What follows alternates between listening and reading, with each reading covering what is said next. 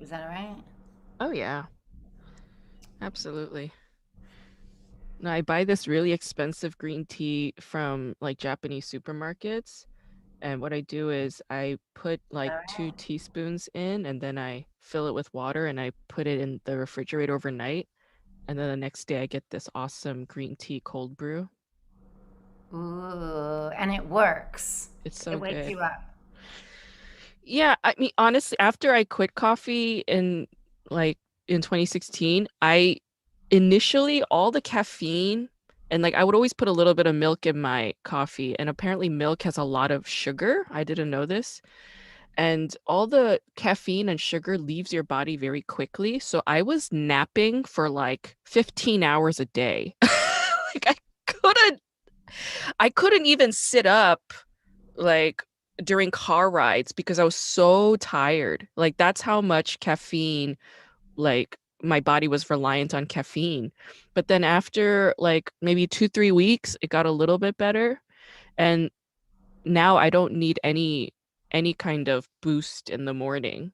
Like there are some days when I don't have any caffeine and I'm totally fine. Wow, I'm jealous.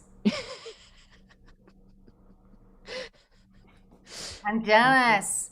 Okay, Mm. everybody, welcome to the Jackie Mo Show. Hi. We are with Grace Jung, who is one of my favorite comedians out there right now. Like, very favorite. Like, you make me laugh every time, and like a belly laugh every time. Like, Oh, that's you're a sweet. genius. You're a genius. Oh, that's so I'm nice. excited. Thank you. And so I was reading. Oh, and Grace has an amazing podcast herself called K Drama School. Yay. Check it out and subscribe. And okay, so I just read about you, obviously, and I didn't realize that you're a scholar. Hmm. Yeah, Amazing, yeah. I have amazing. a PhD.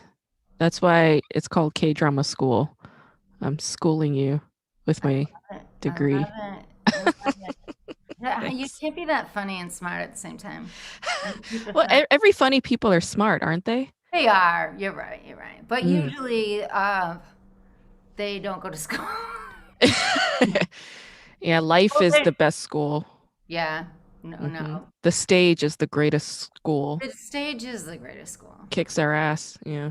Really does. It really Hmm. does. I feel like that's why I started this podcast because I feel like comedians, we really have to face ourselves in a lot of ways Hmm.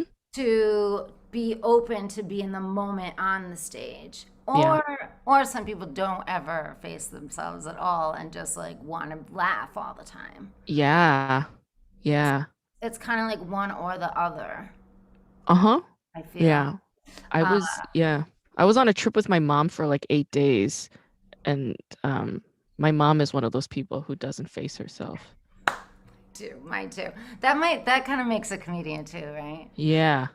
Yeah, I used to have a joke that I was like, the dentists have the highest rate of suicide, and comedians have the highest rate of matricide.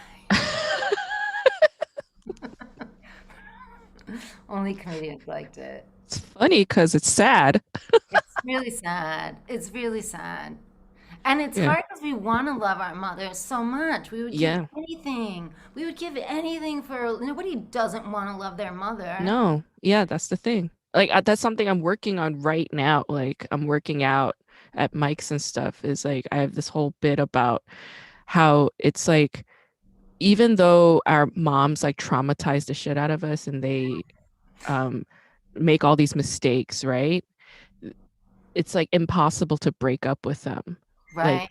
because because birthing us was so hard, you know? It's like she was in labor for like 72 hours with me and then it's like Wow. how are you gonna I mean it's like you're just tied to your mother with that guilt forever because she bled for you.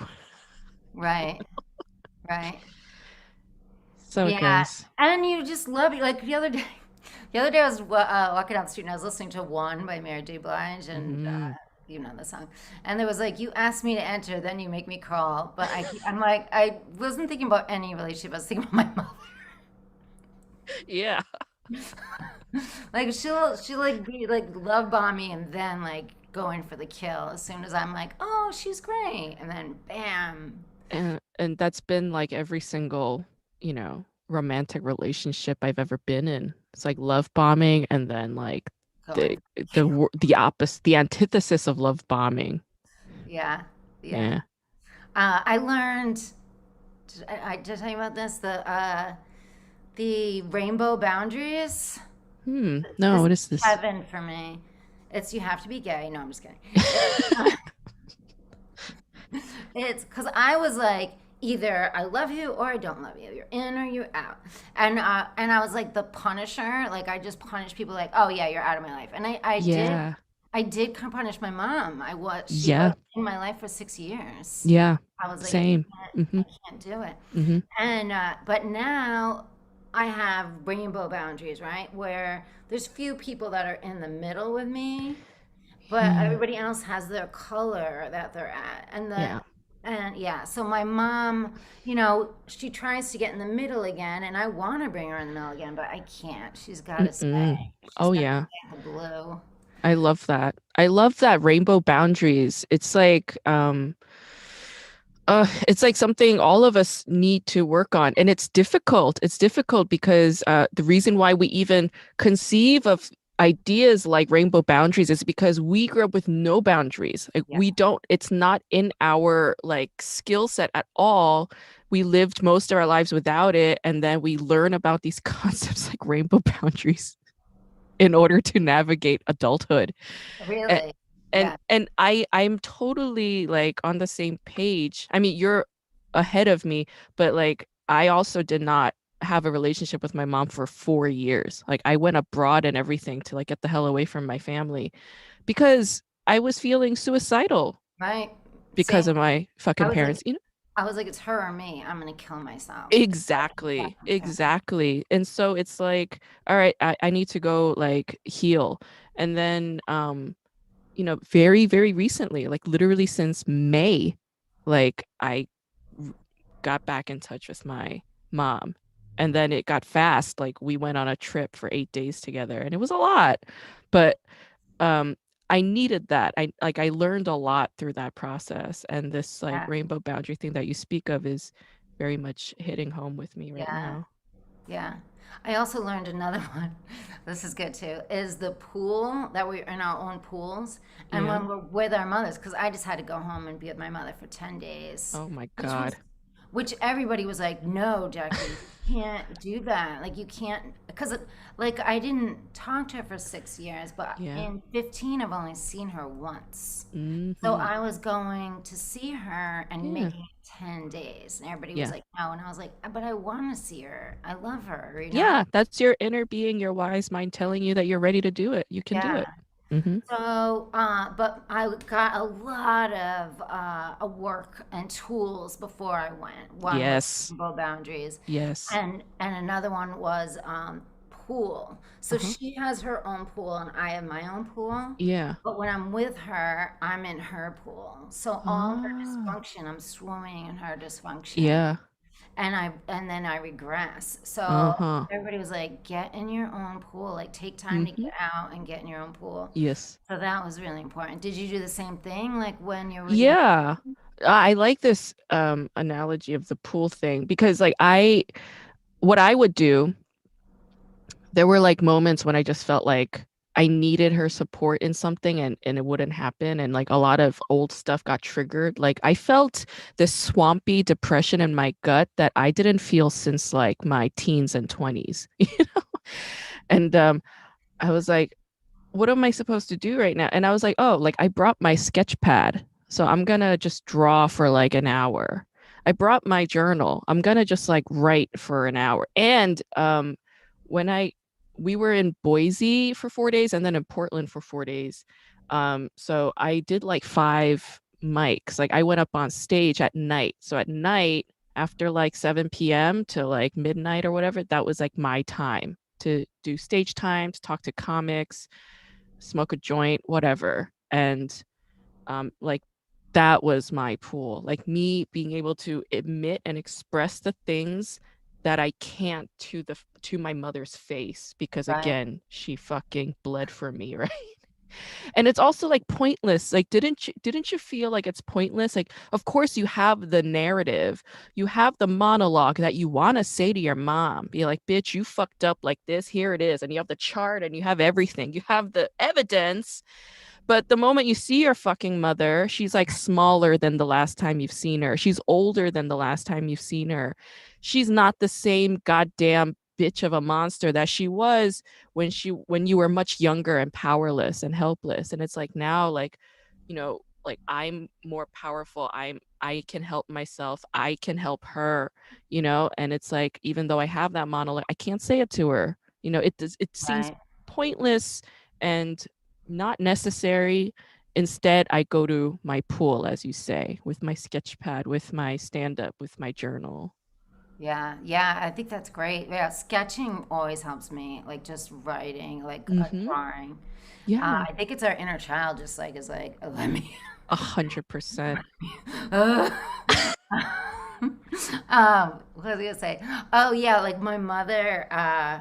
I have always been trying to be like, you did this, like she left me home alone when I was 3, but My God. she won't she won't acknowledge it. She Can't face it. refuses. She knows she didn't, Oh, but yeah. she is convinced I Mm-hmm. was smarter than other children.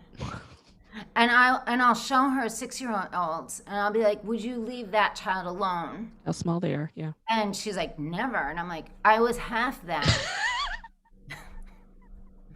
And she's like, "No, you were smarter. You knew." You're And more competent. like, come on. But so I'm finally learning that like I've always heard, do you want to be right or do you want to be happy? And I'm always like, Uh, yeah, right. I want to be right. That's yeah. That's my initial impulse, too. right. Like it's Me never, being right is my happy place. yeah, right is what it's gonna be right. That's what I want. But now I've changed it to, do I want to be right or do I want to vibe high? Like I Mm, want to vibe high, you know, yeah. for Like myself. kind of like Michelle Obama kind of sense, Michelle? Yeah, Like vibe high? go Okay. high. Yeah. All right. All So right. that's helped me a lot. Yeah, because vibing high is just another way of being right. Right, right. It's Go, an but it's an extension of it. easier way to do it. It's a Like more transcendental way to do it. yeah, yeah, yeah. It helped me. It helped me a lot on my trim. And perhaps more compassionate and loving too, you know? Right, Like, because if right, you're transcending, right, then it's like, man, it's okay, I love you. right. Like, I have friends whose politics I completely disagree with. I have friends with life choices that I completely disagree with. I love them. They can do me no wrong. Like, because I love them, goes Yeah, like this. Yeah. So I think, yeah, I like this vibing high thing. right. Yeah, and I love that. Like what? Yeah, just loving our mothers, just Mm-hmm. having compassion for them. Yeah. Can do no wrong. Yeah. Like, again, we have the charts and the scales and the like the Right, stacks of papers. I'm a goddamn attorney, you know? But like, um, it's like it's all for naught, Like it's okay. Like she's my mom and I love her. And and the other thing is like the other way to think about it is neither of our mothers gave up on us. Like right, we took a break from them, but my right, mom never gave up on me. right. She always continued to reach out and continue to try to be in touch. I'm the one that ignored everything because I needed that space and Yeah, time. yeah. We didn't want it. We wanted a I mom. was miserable. I was Me too. miserable. Me too. It's painful to do that I to wish our we own knew each parents. other at that time. But like there are quite a few comics who have similar relationships, like I know at least two other women comics who just don't talk to their moms Right. specifically or their dads or their siblings. Like I still don't speak to my dad or my younger brother. Um yeah, it's like it's never just one parent. It's like it's the whole family, the Right. dysfunction Right. spreads. But you're an only child, right? Yeah. Yeah. Only child to two alcoholic narcissist philanderers. Yesterday I added philanderers. They both cheated on each other. Wow. Woo! And I knew about it, but then they blame me for their divorce. It's just like, you guys kidding me? Oh my Like, it's just, yeah, there's a whole chart that I could make for my mother too, but she'd still be like, no. Nope. I have no idea what this is.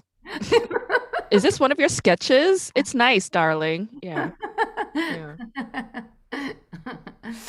Back to the coffee. Same thing in the morning. That's part of why I want to stop because I drink oat milk in it, Ooh. but it doesn't set you up for a good day to have.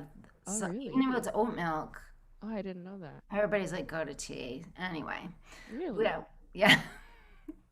So Okay. I want to talk about your book, Delhi Ideology. Yeah. I wrote that when I was so young. I was 21. No, Oh, I was cool. 22 when I started writing it. And it was the year I got back. So okay, I graduated in 2009 from undergrad into a recession. And then immediately I got this Fulbright grant to go to South Korea for 1 year. So it's like a full ride, but it's not a lot of money. It's like $20,000 or something. So to go to South Korea for a year. And I was just like anxious and nervous the whole year because I was like, as soon as I get back to the States, back to New York, I'm still going to be a broke ass bitch with no prospects. My parents' business had just failed. They just lost their house to foreclosure. Like everything around me that was supposed to be stable and secure was gone. So like I was drinking like all throughout 2009 into 2010. When I got back to New York in 2010, I got 3 part-time jobs. I was working as a copywriter.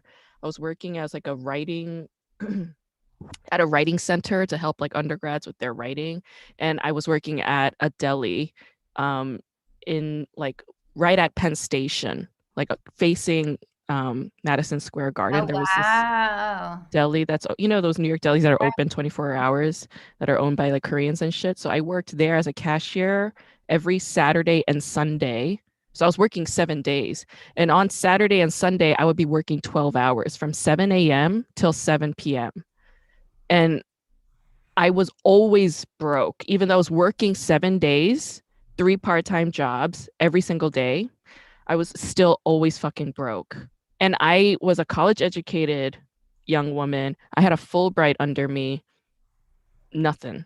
I mean, like, yeah, so and guess what? It's similar to what your narcissistic parents said about you. It's like you're the reason why we're divorced. It's like everything, like all these New York Times articles, New Yorker articles, they were like, the millennials failed us. I'm like, you fucking assholes before our generation are the ones who systemically failed us. Right. We did everything right. I had done everything right by the book, and I was very much in debt because of college student loans. I was working 7 days, but still barely making it. I lived on a sixth floor walk up in New York and the Upper East Side, like sharing with this roommate, and there was black mold in Oh, my God. room.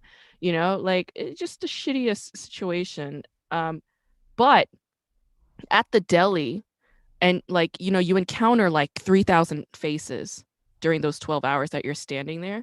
I would have these long cartons. They were, those cigarette cartons, they come in those boxes. So what these deli folks did, they would cut the cartons out and then you recycle them as notepads. So I had this stack of cigarette cartons like next to me with a pen next to my register, and I whenever there was any lull, I would just write all my encounters or funny moments, weird moments, conflict. There was a lot of conflict, because it was in the summer and it's in New York. I mean, everybody's screaming at one another.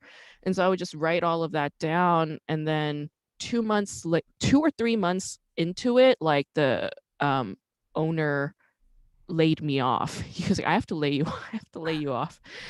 And he was doing everything under the books, so like I couldn't get unemployment or anything, and plus I had 2 part-time jobs anyway. Yeah, and I'm like a fucking tax-paying citizen and shit. So anyway, it was the worst, but that's an experience that like I'll never forget. It was a very rich experience, and it was in like such an unstable, insecure point in my life. And I was like, let me just encapsulate this as best I can. And Yeah. um yeah, and so I just turned it into a novel. Yeah. I'm looking forward to reading it. I worked at a coffee shop inside of the train station in Providence, Rhode Island. Whoa. It was a lot easier than what you are doing, but yeah, I always think that I want to do but I don't want to put it together. Oh, maybe I should make it like a Zoom podcast or a movie Yeah. or show. Hmm. Just like stories of working in the restaurant industry Hmm. because they're so funny, Yeah. because they're so horrible at the same time. Yeah. That's why they're so funny because you Yeah. can't say anything back. One time to one woman, I was like, I like ruined her food. And I was like, I'm not always here. Like, I could find you out there. You told me it was a cranberry muffin, Yeah, right? yeah, yeah, yeah, yeah, yeah, yeah. Okay, I already told you I that. love that story. It's so good. I was like, But it's just like she's crazy. I love it. I'm insane. I'm insane. But yeah, yeah, restaurant stories are the best. So I'm They're the excited to read best. what you wrote. But Yeah. that's also, did you ever read Theft by Finding by David Sedaris? No, but I like David Sedaris a lot.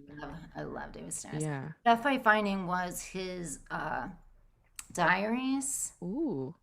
and it's just him writing everything. It reminds me of what you did with writing down the stuff that happened. Uh-huh. He just like would write down all the stuff. It's so good. It's so inspiring, Yeah. and I always wish I did that every day. And I go through phases, but I don't keep Mm. doing it. But he went through like such hard times. Like he was dirt poor, Mm-hmm. electricity was off, Mm-hmm. people were bullying him, stealing his bike, throwing things at God. him, and Oh my God.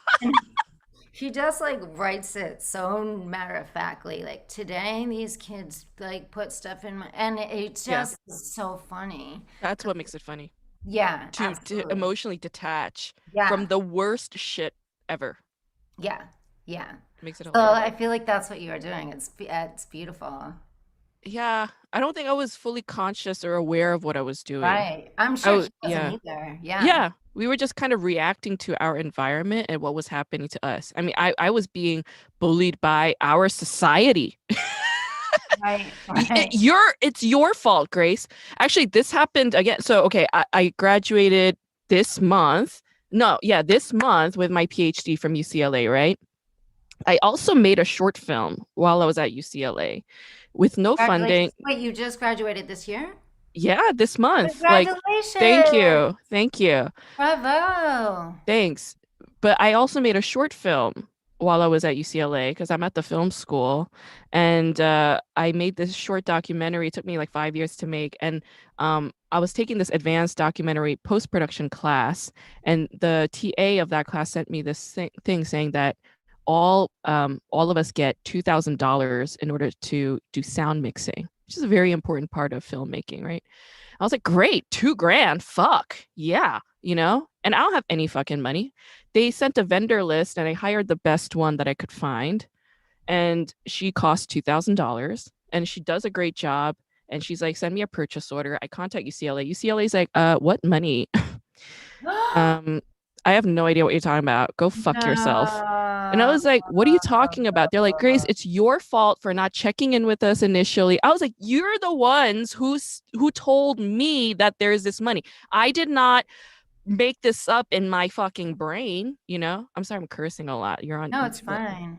I was like, I didn't make this up. You're the one who gave me this information, and I did the work, and now you're saying you don't have this. And they were just like, yeah, screw off. So yeah, like that is the same thing. It's like no, like it's your fault, right? Anybody with power, when they don't feel like doing something or they messed up, they're never going to admit it. They're always going to Never. tell the weaker, vulnerable person that they're the ones who messed up. It's That's gaslighting. what it's gaslighting. That's social gaslighting. And that is our system. That's what they call it, neoliberalism. That's what that is. It's like, you're free to do anything. You're free to be an artist.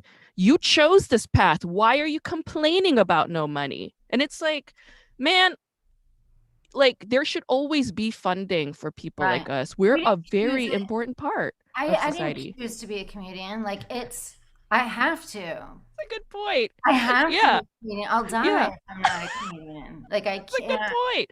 We were I, literally trying to survive. yeah. Yeah. Hmm. You don't want me working in your restaurant. Trust me. Like I smashed every muffin. I peed in the soup. You don't want me there. I You do yell at not. customers. I was a bad like hospitality person too. Like at the deli, I was awful to customers. When I worked in the restaurant industry, oh my God, it was the worst. Like in 2019, UCLA again, they screwed up with funding and I was flat broke. Like I had zero money, zero money. And like I said, I don't talk to my parents, I don't talk to my family, so I don't have any backup. I had Right. zero money, so I got a restaurant job in downtown LA and they fired me in like 7 days. On Christmas Day, my boss sent me a text message and was like, "You're fired." And of course, at the time, it was the worst thing to happen to me. Like I felt like I was like, it's over. But looking back, he 100% did the right thing by firing me. I was the hostess, right? And I would just like roll my eyes at people. They're like hungry. Like, when are you gonna seat us? And I'd be like, because you're yelling, I'm gonna like put you even lower in the list now. That's Like amazing. I was the worst hostess. He had every That's right so to fire good. me. Yeah. So wait, I want you to get that money. How can I call the people? Oh, I want you to call I them. I want you will. to I call the will. chair. I No, will. so what I did was and this came from support from my friends and their suggestion. They were like, "Why don't you just do like a Kickstarter or one of those?" So I did GoFundMe campaign and I launched it on Saturday night. Oh, And great. yeah, I'm almost at my goal. I'm almost at my goal now. Yay. I love But it. it's not 100% there yet. So if you guys want to Yeah, donate, please. everybody, money, throw it. And I'll put it on my Facebook and I'll put it in the comments over here. Thank you. And I'll And, tweet it. and you know what, Jackie, the really like heartbreaking yet heartwarming thing I noticed is that the people who have been donating the most are fellow comedians, our fellow grad students and academics, literally the poorest, like the bottom of the barrel people. Like I'm talking open micers and Right. grad students. Like they live in the poverty line. I don't think people understand this.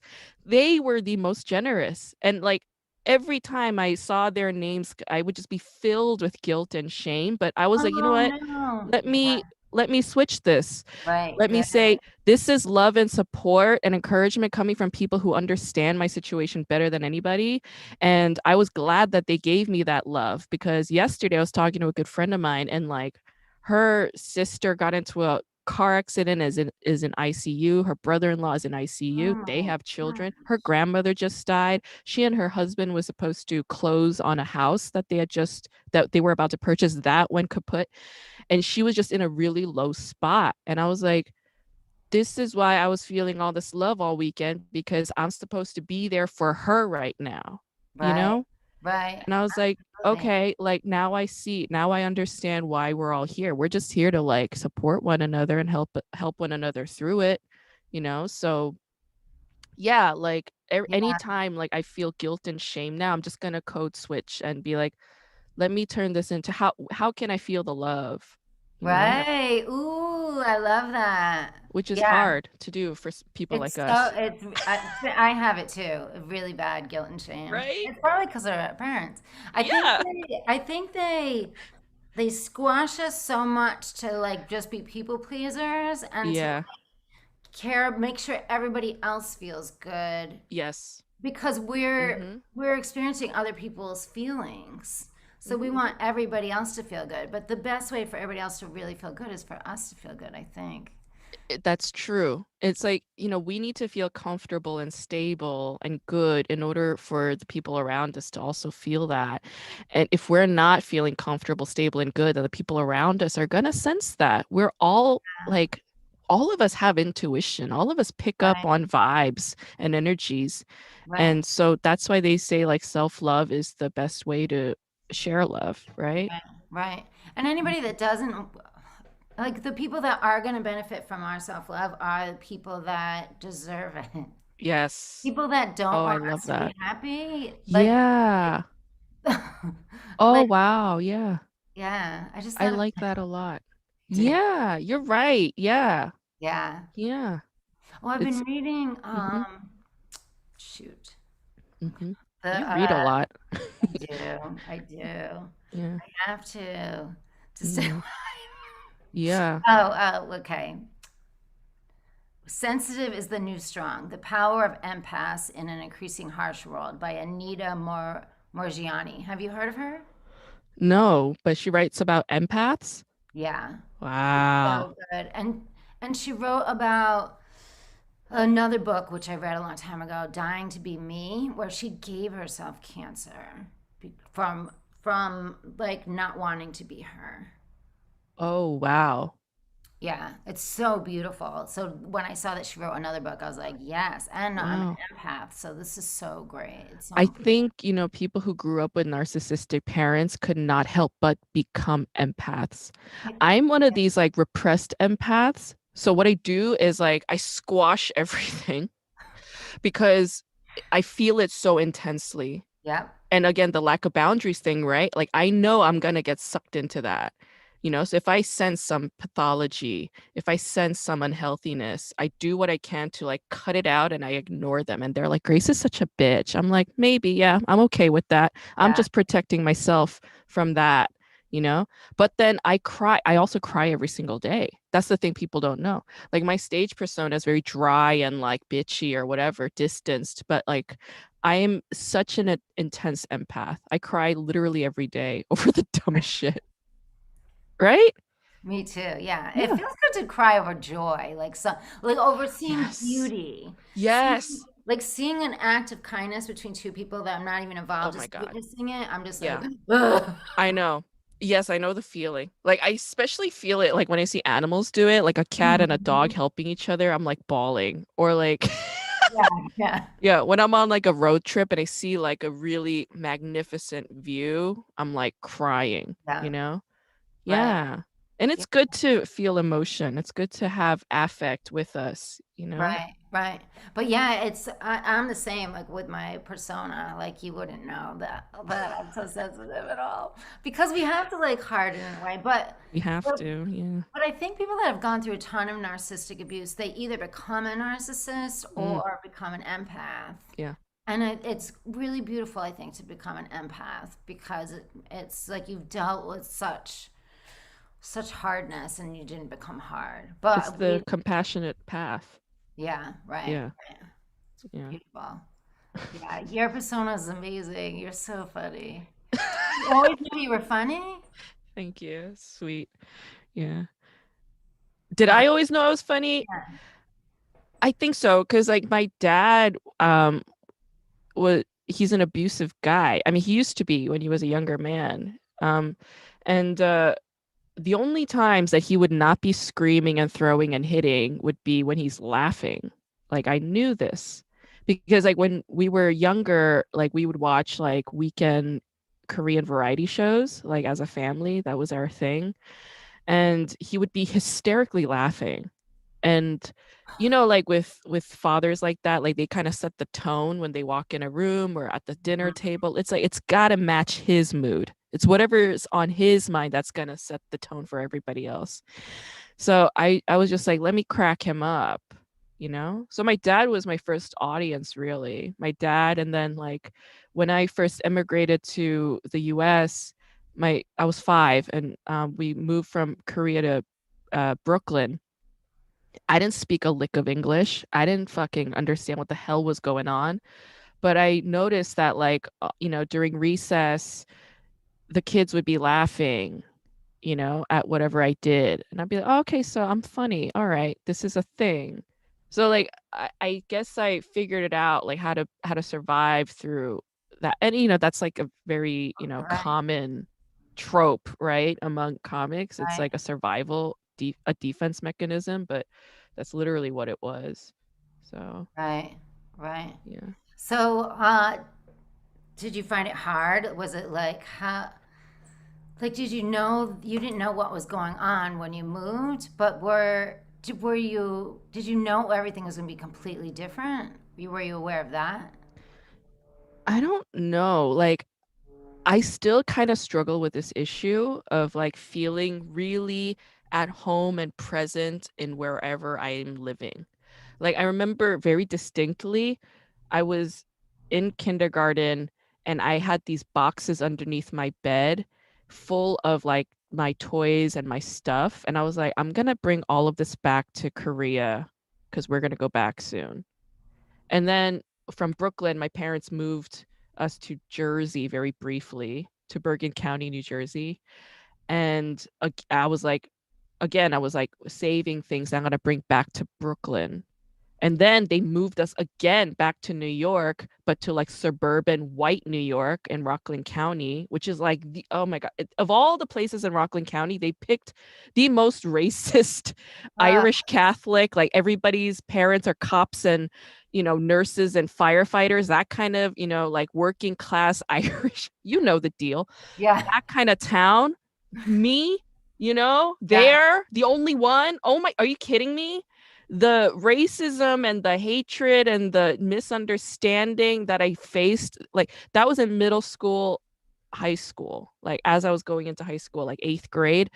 And like the worst time to move us there. And it was like a shell shock, culture shock. And that's when I got more like a lot more introverted.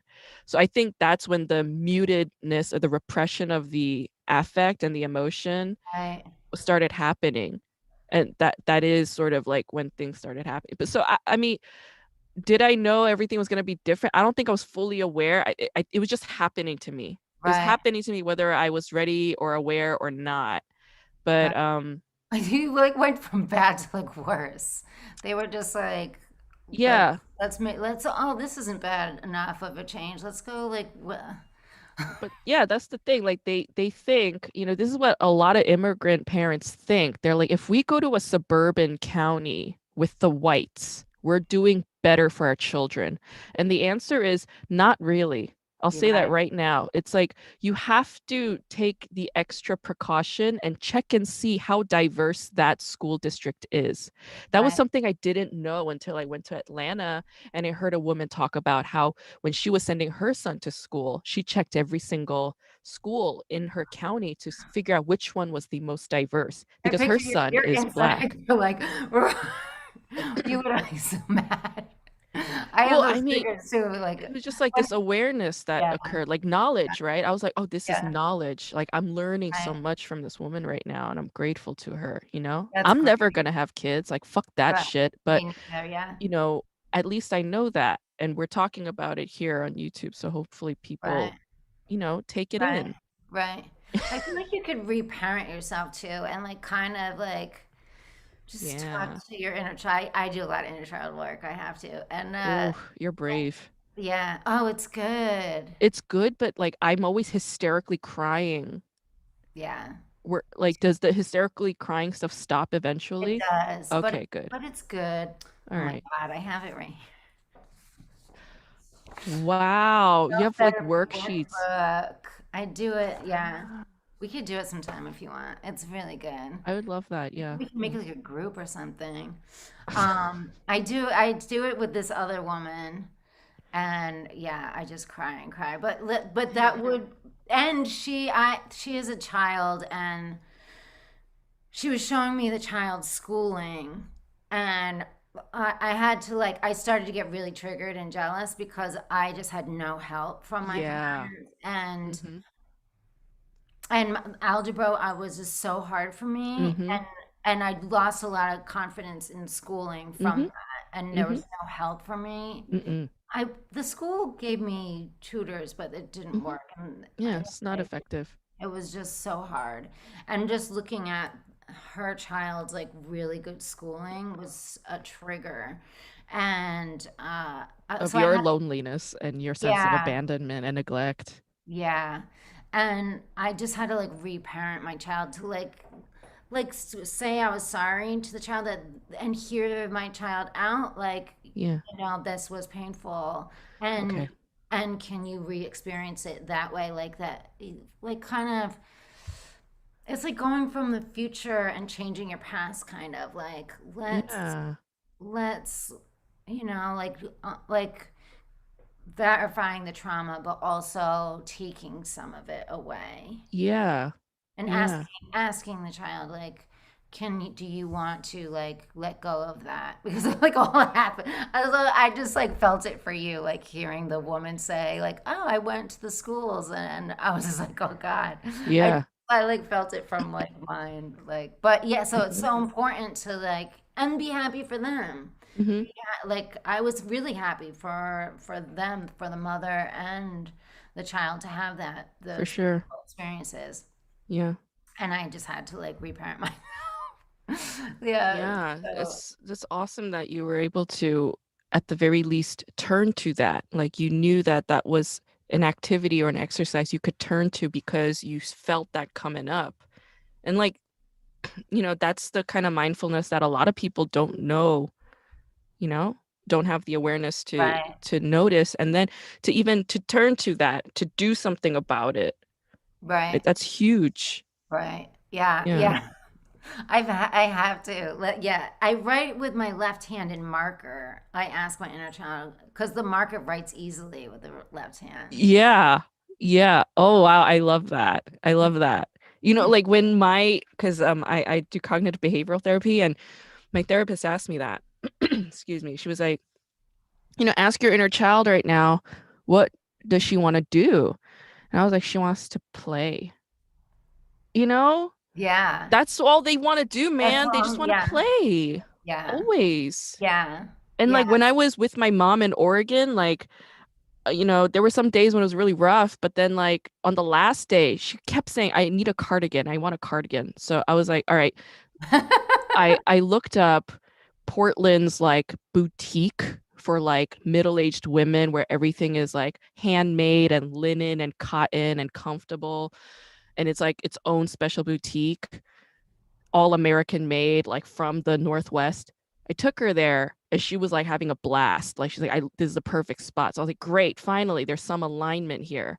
And I wandered off because none of the clothes there interested me. And I found this stack of cards called the Minimalist Oracle. Do you know this? Ooh, Oh no. my, it's like I don't know how to read tarot. Like I'm not into any of that shit, but all it is very simple. It's just like you pick a card and there's a drawing and then a word, and then you look up in the book what that word means, and then there are all these like keywords associated with that word. So it's like this fun way to like intuit, and to like self-reflect or whatever. Then I just kind of looked at it for fun, and when I opened my card, it said play. I was like, oh shit, all right, you're $40. I'll buy you, I guess. But like I'm having a lot of fun with it, and like kind of playing with it with my friends too. But That's great. I want to get it yeah, too. yeah. What do you do for play? I like the drawing thing. I like doing that. Honestly, like going doing stand up for me is like a huge form of play. I mean, it's a terrifying method of playing and you know, there's a lot of discipline involved, but it's still like when I'm on stage though, like I'm full on playing, full Right, on. right. And it's very brief, but it's like wonderful. Um, I what I like doing is I have this like newsprint sketch pad. It's like very like fragile and loose. Like you don't have to give a shit. You could just do whatever. So I just take a felt ink pen and then I'll just illustrate whatever and try to fill the page. And I love doing that. Like that for That's me is like fun. the most chill form of play, requiring nobody else, just me. Yeah. Right. Yeah. Yeah, that's interesting.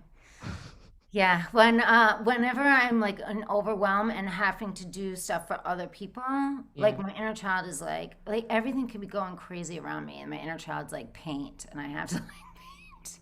You have to. Like I didn't even realize it. Like I wasn't working with my inner child then, but I'll just be like, and I'll be like, okay, and then I'm like, Yeah. and then It's I'm fine. amazing, huh? It's Yeah, amazing how wise our inner child is yeah. and It's knows. amazing how much it works. Of course it works. Yeah, yeah, Yeah. yeah. Do you watch Play. that show, The Cho Show? What is it? The Cho Show. It's on FX, on Hulu. It's David Oh, Cho. It's his TV show, but it's like amazing. I saw 4 episodes. I was crying in every single episode. I think you'd love it. all right. I'm gonna watch It's it. all about that. He's a painter. Oh, wow. Okay. Yeah. Woo. So do you have, did we talk about this already? Do you have a higher power? We didn't talk about it, but Oh, good. I'm trying to figure out what my higher power is. Like, I believe in it thoroughly.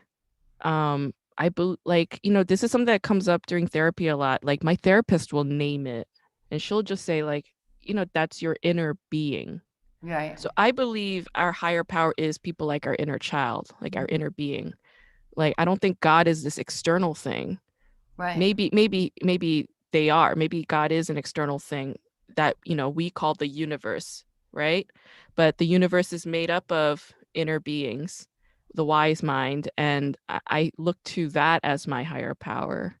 It's deeply aligned with my intuition and my dreams. Like, I have very vivid dreams with my subconscious, and those three things are constantly working, with one another, sometimes against each other, but like they're always at work. So I think of that as a higher power. That's beautiful. Thanks. That was really, really beautiful. I love that. Do you have vivid dreams? I do. I can't remember them all the time, though. Do you remember yours all the time? A lot of the times I do, and when I do, I try to write it down. Some of them are a lot more vivid and sharp than others. Yeah, um what about like recurring dreams? Like, did you have like recurring childhood dreams?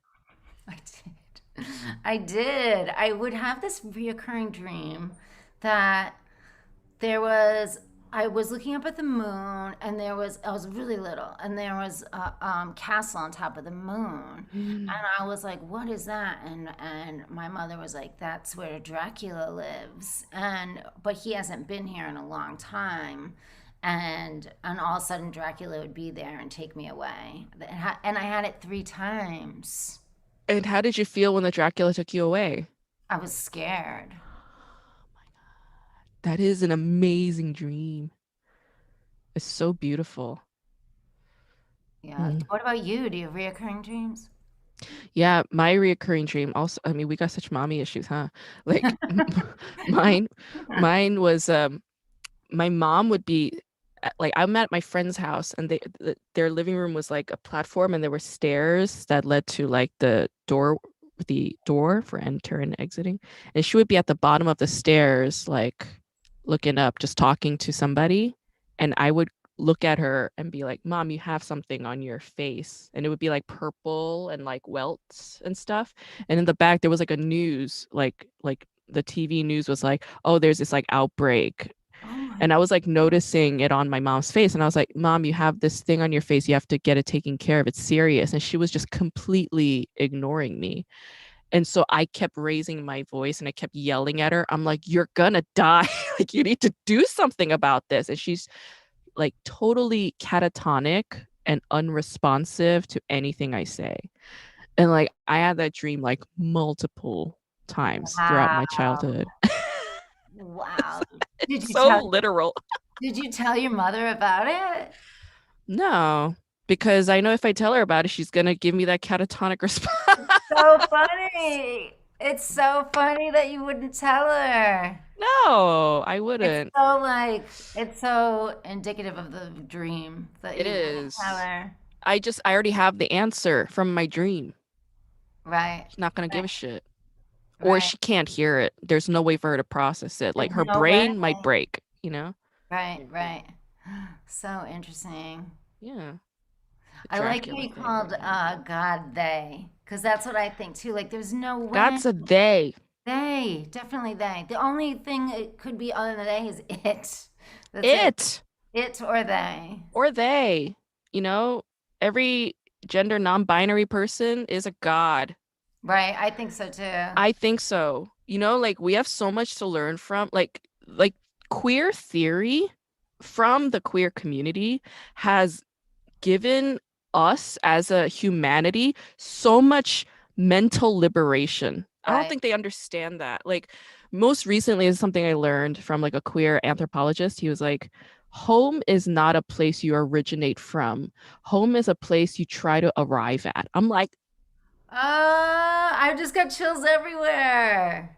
I was like, dude, how gorgeous is that? Like, how That's mind-blowing is that? so good. So good. That's from queer theory, man. And it's like we always need to pay attention to those in-between spaces, those margins, right? Like we always need to pay attention to those ambiguous, nebulous, hard to pin down spaces and people and objects. Like that's what we need to pay attention to because there's so much to learn from those kinds of things and My, places, right? yeah, those are the best places. Yeah, Yeah, to find liberation. Yes. so So beautiful. beautiful. Mark Maron said that he was nervous to get on stage one time, Hmm. and he was like, "Oh, I'm going home. Just know you're going home." It's nice. Yeah, I love that. I yeah, love Mark Maron. I yeah, love him. I think yeah, he's great. I think we yeah, really need him. We yeah. need him so He- badly. Right, right, right. Yeah, he's so himself. It's funny. But I love that going home that it's a place we arrive at. It's kind of, Yeah. Or we're trying to arrive at, you we're know? trying to arrive at. Yeah. You and I are going to do it. We're doing it. We're doing it. We're doing it Yeah. All the time. all the time. Hmm. All right. Well, so I'm gonna post your GoFundMe. And is there anything else you want anybody to check out? Yeah. Just K-drama school. Yeah. Um, all on Instagram, TikTok, YouTube, Twitter, kdramaschool.com. It's out every Monday. So yeah, please check it out. And if you get a chance to go see Grace, run. She's so funny. I can't wait to see you live again. Thank you. Me too. I'm a fan of yours too. I'm a huge fan of yours. Oh, thank you. It's been so long. I haven't seen you in so long in person. Yeah, yeah. And that podcast recording was like back in March, so it's Right, been a minute. right, right. Well, Yeah. hopefully soon. Yeah, we will. Yeah, yeah. All right. Looking forward to it. Have a great day. Thank you so Thanks. much. Thank you. Bye. Bye. Mwah.